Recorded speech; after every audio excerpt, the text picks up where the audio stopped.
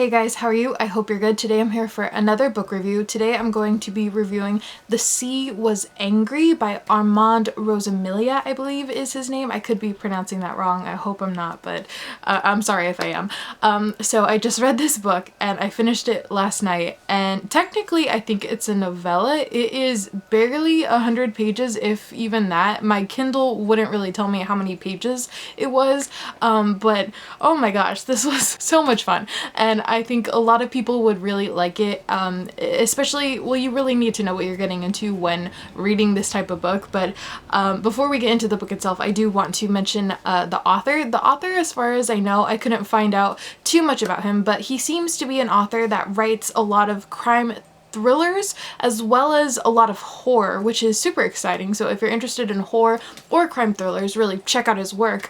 But a lot of his books just seem really bizarre but really interesting, and I saw that he has a book that came out not too long ago called The Beast, which is a fiction book, I think, about Bigfoot. So maybe that gives you a little bit of an idea about what this author tends to write. I really want to read it. I'm probably going to pick that up really soon because who doesn't want to read a fiction book about Bigfoot? I mean, sign me up. I am all about it.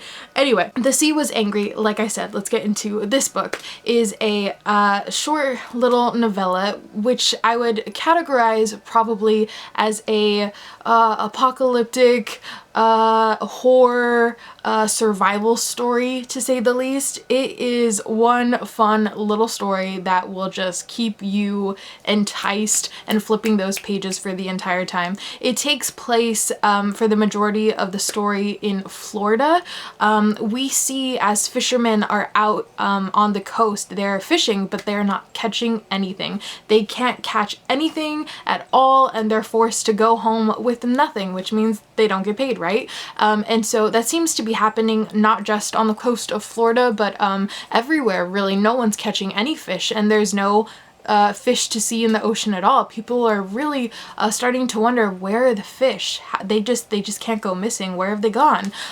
When all of a sudden the coast start getting attacked by the said fish, and they are attacking the coast. They're killing people left and right. But the thing about these fish is that the color of them is a bit different. They're black. It seems like something's wrong with them. Like maybe they're diseased, or maybe something has gone wrong with these animals, because the animals are angry. The animals are killing everyone. They are destroying the land. They're destroying bridges. They are attacking anyone and anything. And it's not just sharks, it's turtles, it's crabs, it's squid and octopus and everything, you name it. Basically, any alligators, crocodiles, whatever.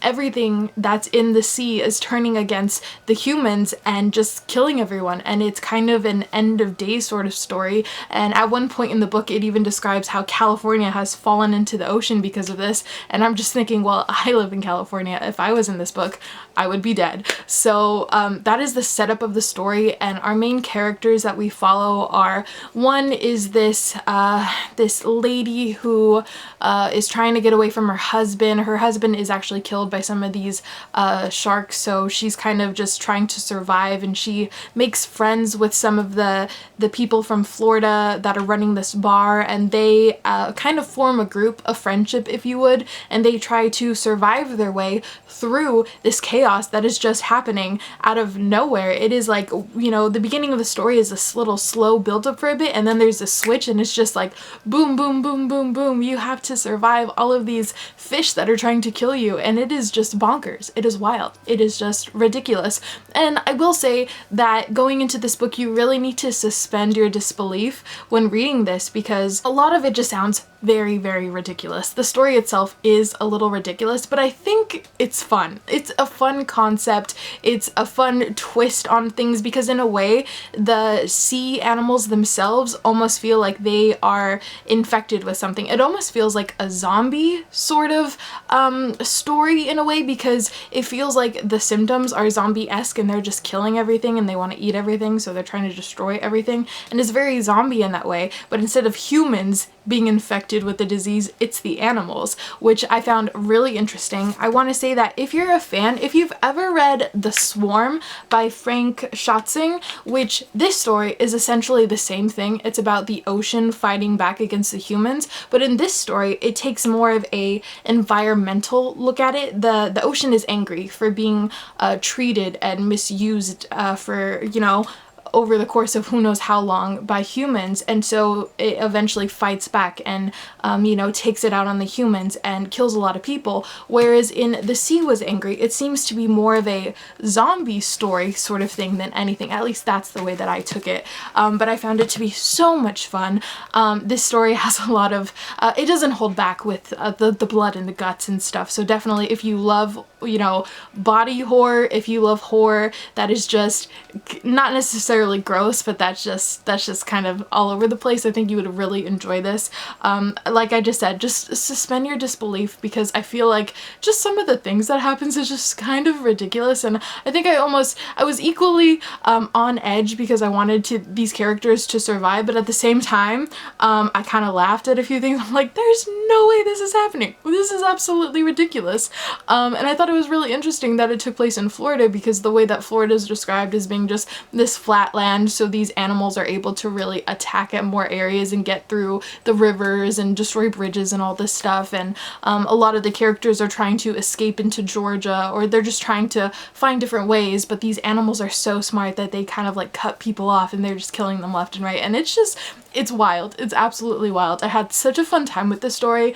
I would say if you are looking for a really good, fun survival story, this is exactly what you're looking for. If you want a good creature horror, this is right up your alley. This is so much fun. And this book, I believe, is published by Severed Press, which is one of my favorite publications because they tend to write a lot of creature horror. They publish a lot of just strange, obscure creature horror that have to do with ocean creatures or dinosaurs or just random stuff like that, or Bigfoot, right?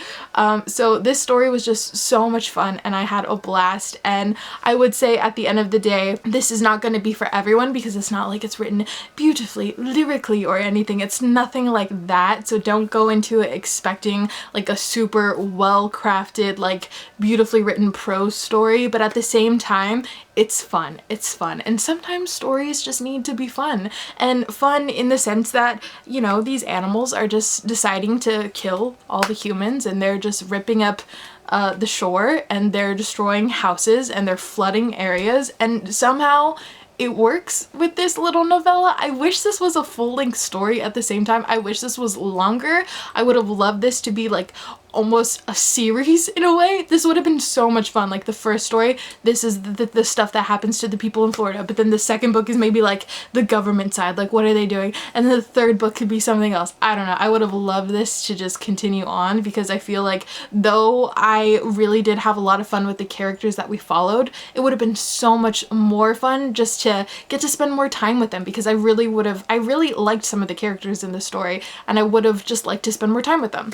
So I think that's my only gripe. I wish the story was longer, and I wish we could have got more into the effects of why this was occurring. You kind of, it's, you know, like the key factors of it is there and you can kind of see what's going on, but at the same time, I just want more. So it is a novella, so it is what it is, but I just had so much fun. I just love seeing sea creatures attack people and just go crazy, and it was a blast. So if you enjoy that sort of thing, I would really recommend The Sea Was Angry. I had a blast, like I said. If you like Jaws, if you like Meg by Steve Alten, if you like Jurassic Park, this is probably a really good book for you to pick up. So that's The Sea Is Angry by Armand Rosamilia. I really enjoyed it. I'm probably going to check out more from this author, and yeah, that's all I really want to say. If you have any sea horror recommendations, sea monster sort of recommendations, leave those in the comments below because those are honestly my favorite books to read, as funny as that is. So that's all I really have to say. I hope you enjoyed this review and I will see you in a couple days with another review. Bye!